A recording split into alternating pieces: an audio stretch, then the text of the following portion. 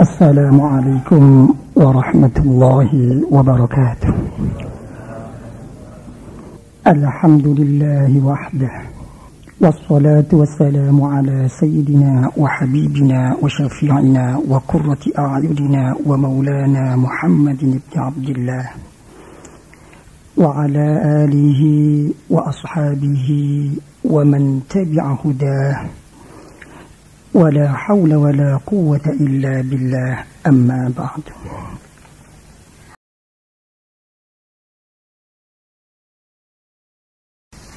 Jadi apa? Secara ringkas adalah yakin. Mari kita kembalikan ke diri kita. Kira-kira keadaan kita ini diajak berzikir kepada Allah berat atau tidak? Dan berat. Tapi untuk diajak ke lainnya zikir kepada Allah senang. Ringan mana diri kita untuk diajak yang memenuhi kesenangan dengan diajak ibadah kepada Allah? Berat diajak ibadah kepada Allah. Dan orang-orang pada akhir zaman ini pikirannya telah banyak terbuntu untuk memikirkan mana yang menjadi baik dan diterima oleh Allah.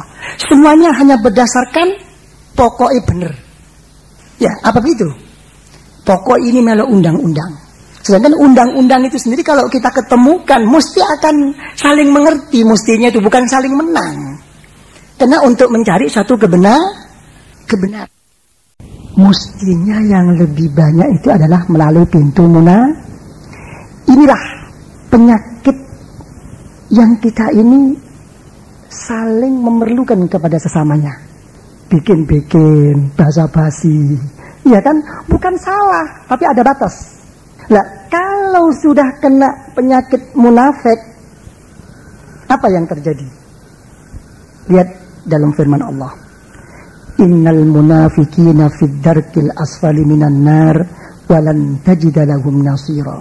Kalau orang itu munafik dan kemunafikannya itu sampai dibawa mati, dia akan tenggelam di api neraka dan tidak ada yang bisa menolong. Karena penyakit munafik itu makin baik, makin parah. Mendingan kita bermusuh. Kalau memang baik, damai. Tapi kalau munafik, apalagi dalam munafik dalam satu persaingan, hati-hati. Makin halus, makin nemen. Rasulullah itu lebih banyak di Madinah daripada di Mekah. Lebih susah di Madinah daripada di Mekah. Tapi kenyataannya kan lebih halus orang Madinah daripada Mekah. Tapi karena orang Madinah itu dulu-dulunya itu banyak yang punya sifat munafik, susah. Siapa yang menolong?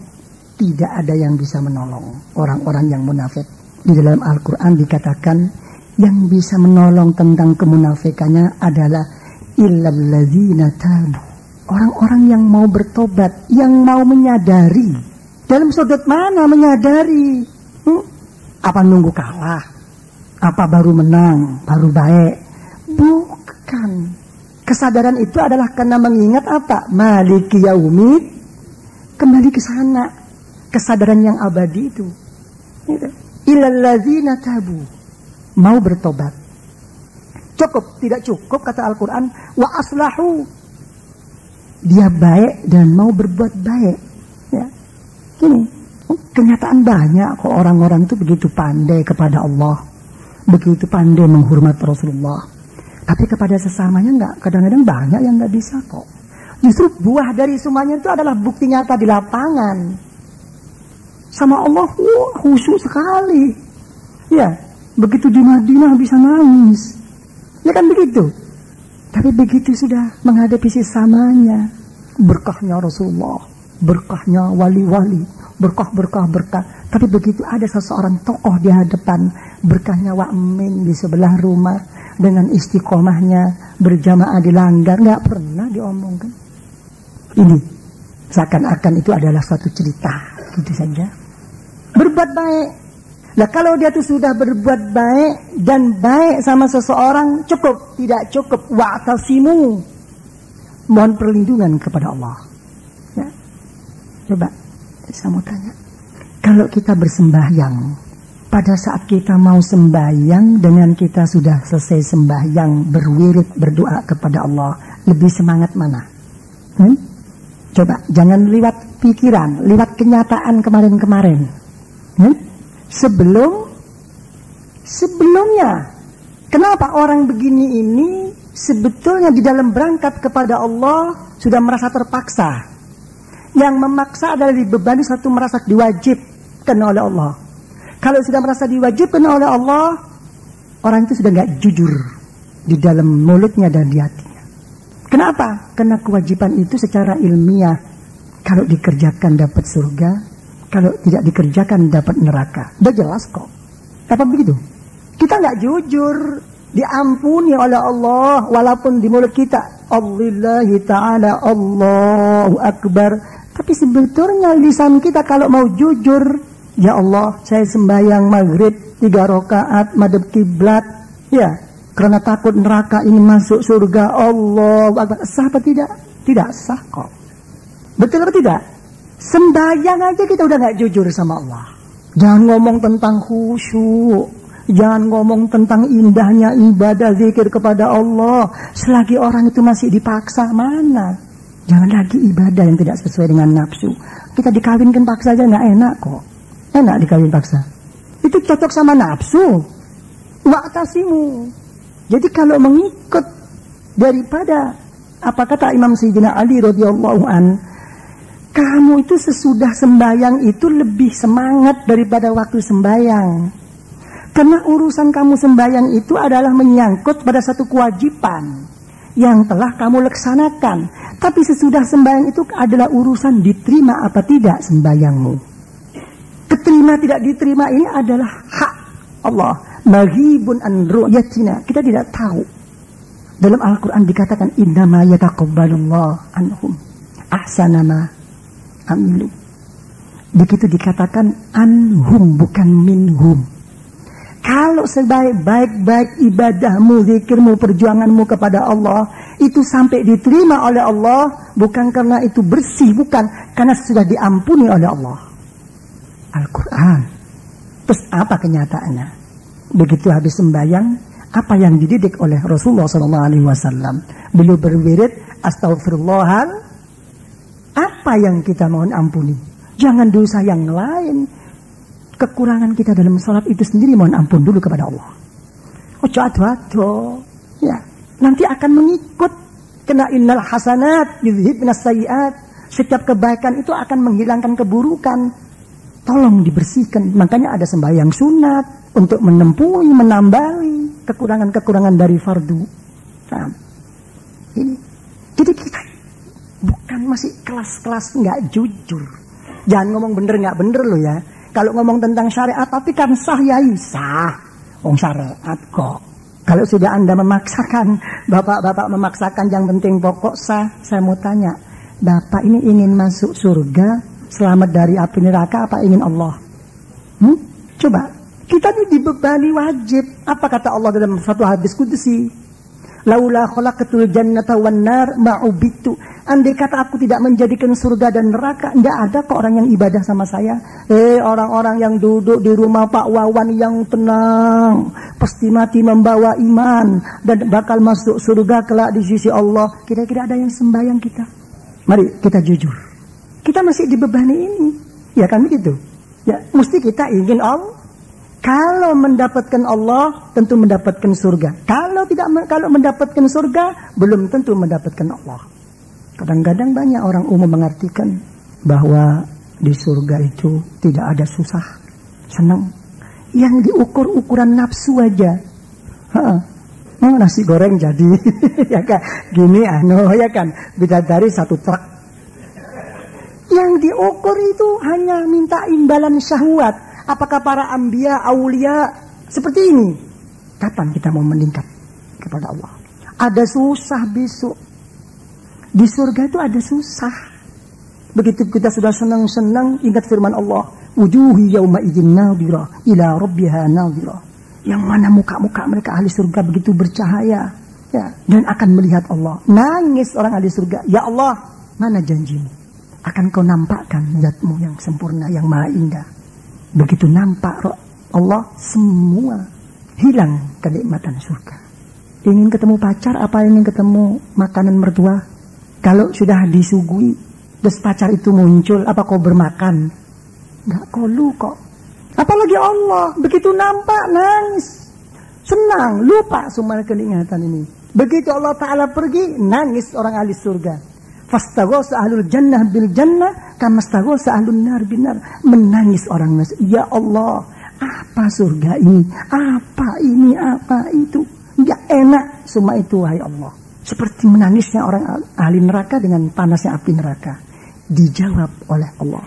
Kamu dulu ibadah. Kamu dulu berzikir. Kamu dulu berjuang. Hanya ingin selamat dari api neraka dan masuk surga. Hanya ingin dekat sama saya. Kamu sudah selamat, sudah dekat, ya udah. Habiskan itu. Coba mau pilih mana? Mau surga apa mau Allah? Apa sekarang resep ingin mendapatkan Allah? Sudah, ini nanti lepas ini nanti. Wa'tasimu ya. Ini lepas ini sudah mulai masuk segi ibadah nanti ini. Wa'tasimu, mohon perlindungan. Jangan merasa cukup, jangan merasa puas dengan apa yang diibadahkan kepada Allah. Kalau sudah wa'tasimu apa? Wa akhlasu dinahum lillah. Baru orang ini yang dikatakan ikhlas karena Allah. Ya, cukup, tidak cukup. Terus daripada ayat, apa bukti mereka orang yang benar kembali kepada Allah? Faulaika ma'al mu'minin. Mereka tuh dilapangkan hatinya, diringankan hatinya untuk berkumpul-kumpul dengan orang-orang yang beriman kepada Allah. Di Quran itu bukan faulaika minal mu'minin. Kalau sudah begini, sudah cukup saya sebagai orang mukmin. Tidak, ma'al mu'minin, berkumpul dengan orang-orang yang soleh. Ini sekarang yang lepas. Ya, bagaimana kita mau bisa dekat kepada Allah? Semua serba di formalitas. Kalau selagi keenak berjuang ini, betul atau tidak? Tapi kapan mempunyai satu majelis yang khusus? Al-Imam Al-Ghazali radhiyallahu anhu, beliau memberi 3 syarat untuk orang-orang di dalam ilmunya itu meraih satu keyakinan dari sisi Allah. 1, jalisul muqinin. Harus kamu duduk bersama orang-orang yang punya keyakinan kepada Allah. 1. Yang nomor 2, wastami'u minhum ilmal yakin. Kau harus mengaji, harus belajar, mendengarkan dengan ilmu-ilmu yang menyangkut untuk keyakinan kepada Allah. Kalau sudah begitu, yang nomor 3, wa wadhibu 'alal iqtida bihim. Harus yang punya pegangan, yang istiqomah, yang tumakninah. Ada salah satu amaliyah yang telah diamalkan oleh orang-orang yang yakin kepada Allah. Ini kadang-kadang. Ya, paham ya? Ini jawaban dari faulaika ma'al mu'minin. Sudah? Nah, kalau sudah begini apa? Kata firman Allah, wa sawfa yu'tillahul mu'minina ajran 'azima. Baru akan diberi satu pahala yang agung daripada Allah. Jadi itulah salah satu jalan apa? Untuk meraih keyakinan daripada Allah. Wah, cukup. Yang penting saya sudah beribadah kepada Allah. Yang penting saya sudah berzikir kepada Allah. Yang penting saya berjuang kepada Allah. Tidak cukup. Di situ dikatakan, ya ayyuhalladzina amanu ittaqullah. Sudah beriman, takwa kepada Allah. Monggo. Di mana lapangan bisa takwa kok. Pokok yang diridhoi oleh Allah.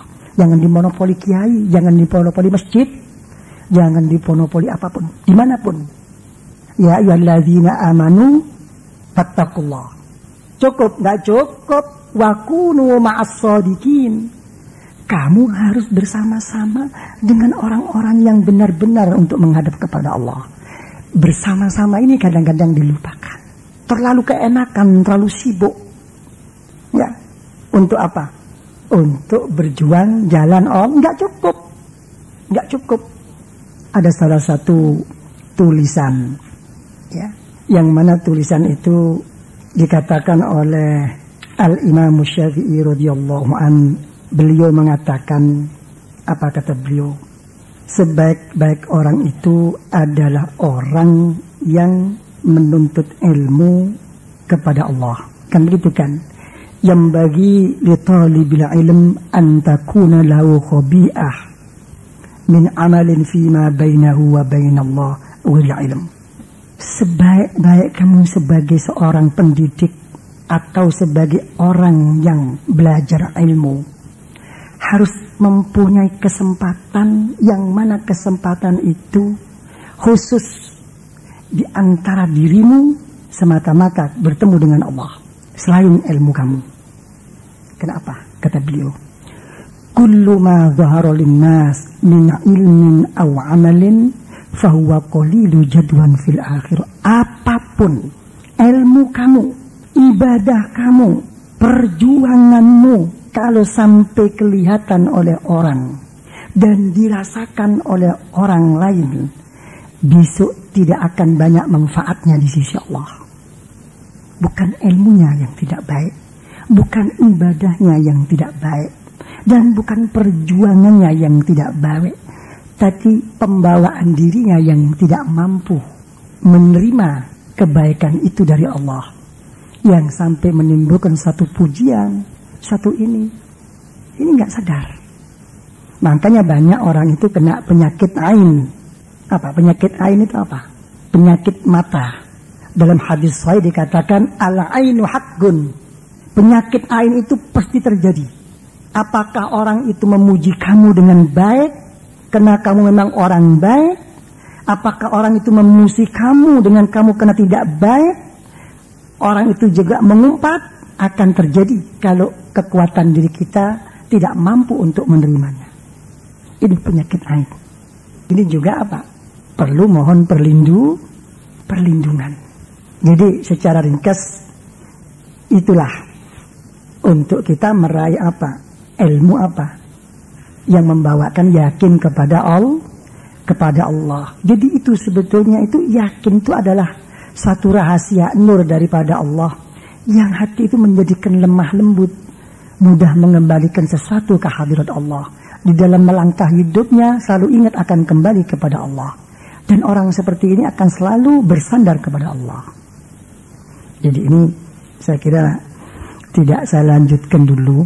Barangkali ada sesuatu yang ingin diperluas lagi. Kata orang Jawa dioncei. Apa ada sesuatu yang kira-kira yang perlu diperjelaskan atau dikembangkan? Monggo. Ini ada satu pertanyaan, adalah pertanyaan mestinya ilmu yakin, hakul yakin, ainul yakin, hakul yakin. Kita kata. Saya artikan secara ringkas. Ya, soal baju. Saya tahu bahwa itu baju. Tahu itu hanya merupakan ilmu. Begitu saya pakai, itu menunjukkan bahwa ini adalah ainul yakin. Ya.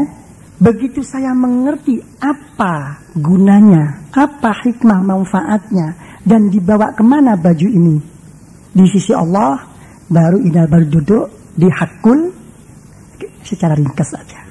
Gampang tuh? Monggo coba mau diartikan lagi. Waalaikumsalam warahmatullahi. Sama kami semua tadi mendengarkan khutbah dari Pak Yai, diutarakan bagaimana kita sampai yakin pada Allah dan sebagainya. Saya sampai termenung tadi memperhatikan jalan hidup ini mulai dari awal sampai sekarang, Pak Yai. Yaitu kalau Pak Yai tadi mengatakan bahwa orang yang ingin yakin pada Allah tentunya harus banyak ibadah-ibadah yang dilakukan. Tadi saya membayangkan kalau yang melakukan itu Pak Yai sendiri. Padahal kita semua ini orang-orang yang mempunyai kesibukan dunia, nampaknya tadi perlu ditambahi Pak Yai, yaitu bagaimana kita menjalankan kehidupan dunia ini agar bisa sejalan dengan pikiran Pak Yai tadi.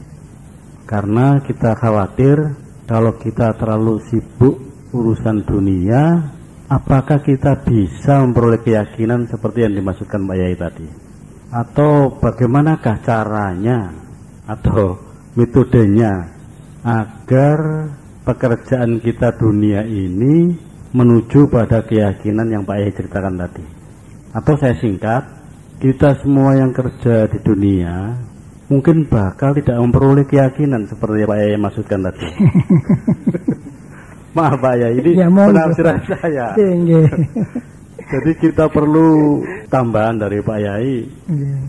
Bagaimana kita yang punya kesibukan dunia ini bisa mempunyai kelengkapan keyakinan seperti Pak Yai tadi. Karena Nabi Muhammad dulu saya dengar juga beliau berbisnis. Tapi Pak Yai tadi mengatakan bahwa Nabi Muhammad itu telah memperoleh keyakinan yang diharapkan tadi berlebihan. Jadi singkatnya pertanyaan saya, bagaimana kita semua yang di profesi masing-masing ini bisa juga memperoleh keyakinan?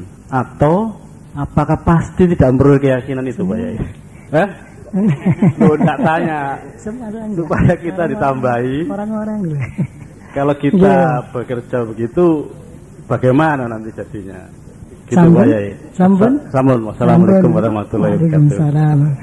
Begitu indah pertanyaannya itu. Cuman saya mungkin bisa menangkap sedikit. Kok di sini itu timbul satu pertanyaan seakan-akan bahwa ibadah itu sendiri, kerja itu sendiri, akhirat itu sendiri, dunia itu sendiri. Ya, kalau pandangan kita bukan begitu. Ya, mari kita ambil suatu ayat Al-Quran. Dalam Al-Quran itu dikatakan, wa ma khalaqtul jinna wal insa illa liya'budun. Aku tidak menjadikan jin dan manusia kecuali untuk beribadah kepada Allah. Seorang tokoh ya, ilmu tafsir, salah satu tokoh yang didoakan oleh Rasulullah SAW, Allahumma faqihhu fid din. Ya Allah, berilah dia ilmu yang tinggi di dalam ilmu agama, yaitu sahabat Ibnu Abbas radhiyallahu anhuma. Beliau mengartikan wa ma khalaqatul jinna wal insa illa liya'budun. Aku tidak menjadikan manusia itu dan jin kecuali untuk beribadah kepadaku. Ini diartikan kecuali hanya untuk ma'rifat kepadaku. Ini menyangkut kepada soal kehidupan. Oke, ya, sebentar. Dalam satu hadis ya, Rasulullah SAW bersabda, man atwa Allah faqad dzakara.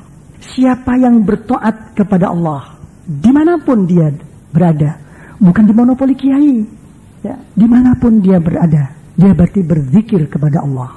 Wa in qallat salatuhu wa siyamuhu wa tilawatuhu lil Quran. Walaupun nampaknya sembahyang puasanya dan membaca Qur'annya itu sedikit, tapi yang dia kerjakan memang mengikut perintah Allah. Ya demi Allah atau demi perjuangan. Itu yang dinamakan zikir kepada Allah. Udah paham ya? Terus sebaliknya, wa man asallah faqad nasiyah wa in kasurat salatuhu wa siyamuhu wa tilawatuhu lil Quran. Kalau orang itu durhaka kepada Allah, maka dia berarti orang yang lupa kepada Allah. Walaupun sholat, puasa, dan membaca Al-Qur'annya itu banyak. Ya, saya jabarkan dulu ya. Jadi semua ini diglobalkan jadi satu adalah ma huwa taqwa. Apa yang dinamakan takwa? Lihat dalam Al-Qur'anul Karim. La yanalallaha luhumuha wala dima'uha walakin yanaluhu taqwa minkum. Darah dan daging kurban itu tidak akan sampai kepada Allah kecuali dengan takwa. Sahabat Ibnu Abbas radhiyallahu anhuma mengartikan takwa itu husnun niyah, niat yang baik. Walaupun engkau sembahyang, walaupun beribadah, walaupun berbentuk zikir, tapi kalau enggak husnun niyah, bukan takwa Allah. Tapi jangan dihukum, ini masalah batin. Paham maksudnya ya? Sudah. Jadi semua aspek kehidupan ini adalah ibadah. Yang mana tujuan ibadah itu adalah berzikir. Sampai sembahyang pun aqimis sholata li dzikri. Ingatlah, waktu kamu menegakkan sholat untuk ingat kepada saya. Zikir, semua dizikir. Tapi kalau saya sampai lanjut ke lebih atas, tetap kena apa kok afdoluz dzikri? La ilaha, nanti dulu. Nanti lepas ini. Ya, jadi sebetulnya ya tentang keyakinan itu sendiri adalah karena timbul satu kesungguhan semata-mata karena Allah. Lah, Kesungguhan-kesungguhan itu sendiri itu melihat kemampuan kita. Apa kemampuan kita? Karena takut besok neraka, karena takut kubur, karena takut siksa, terserah di mana kita. Atau kesungguhan itu karena kita cinta kepada Allah, atau karena rindu, macam-macam. Ya, paham ya? Jadi keyakinan itu di sana, dorongan itu dari sana dulu. Bukan diukur dari banyak dan sedikitnya. No, tidak. Siapa punya kekuatan? Salah satu sahabat dalam hadis riwayat Imam Tirmidzi, sahabat dari Abdullah bin Bushr, ada satu orang laki bertanya, "Ya Rasulullah, inna syara'il Islam qad kasurat alayya, fa akhbirni bi syai'in atasabbatu bih." Wahai Rasulullah, semua syariat, aturan-aturan untuk menghadap kepada Allah begitu banyak. Tidak mampu saya Rasulullah untuk mengerjakan semua itu. Tolong kasih tunjuk satu saja. Yang mana satu ini ringan, akan bisa buat pegangan dunia dan akhirat. Apa jawab Rasulullah? La yazalu lisanuka rutban an dzikrillah. Jangan kamu berhenti-henti lisanmu engkau basahi dengan berzikir kepada Allah. Coba kita logikakan. Yang namanya lisan itu nggak perlu dibasahin kok. Ya, sehaus kita tetap basah kok. Jadi terserah, gitu kan. Jadi umat Muhammad itu sebetulnya itu tidak punya kemampuan apapun, kesungguhan. Kalau kita mengaji dalam kitab-kitab kuning, dalam ilmu tauhid, mesti ada kata-kata ayyu'mina. Ya, wa ya'taqida wa yusaddiqa. Beriman, beriktikad, estu. Lu estu itu yang soro itu. Ya. Kesungguhan ini, apa kita pernah sungguh kepada Allah? Coba. Mana? Kita ini ibadah kepada Allah seperti orang rutinitas. Pokoknya sembahyang, pokoknya tangi bengi. Ya. Pernah kita berjanji sama Allah. Ya Allah, bangunkan saya ya Allah. Nanti malam ya Allah, turunkan malaikat untuk membangunkan saya. Walaupun hanya ibadah 2 rakaat ya Allah. Walaupun hanya berzikir 10 la ilaha illallah ya Allah. Tapi saya dengan sungguh-sungguh ingin menghadap kepadamu ya Allah. Pernah kita berkomunikasi dengan Allah seperti itu? Tidak. Betul apa tidak? Sedangkan tujuan orang hidup itu cuma 2. Untuk ibadah kepada Allah, untuk memenuhi keperluan hidup. Betul apa tidak? Bagaimana ibadahnya genah, rizkinya genah. Kan begitu kan? Ya, coba dalam Al-Quranul Karim dikatakan oleh Allah, man amila sholihan fa huwa mu'minun min dzakarin aw unsan falahu hayatan. Siapapun laki perempuan beriman kepada Allah, punya amal yang soleh, akan diberi hidup yang genah. Ayo coba pilih, gak pakai pinter genah, pinter gak genah, milih di. Nama mau? Loh, lah pinter genah mana? Pinter tambah bulat nanti ini. Nggak tahu penyakitnya ilmu nanti kapan-kapan saya. Ini penyakitnya ilmu, penyakitnya wali, penyakitnya orang kasyaf, penyakitnya orang makrifat. Semua punya penyakit. Ya? Ya kan? Jadi kita nggak sungguh-sungguh kepada Allah itu yang banyak ini. Apa sekarang ibadah yang genah itu apa sih? Lazzatut ta'ah. Kalau sudah menemukan suatu kesenangan, kenikmatan, keindahan dalam ibadah, walaupun sedikit.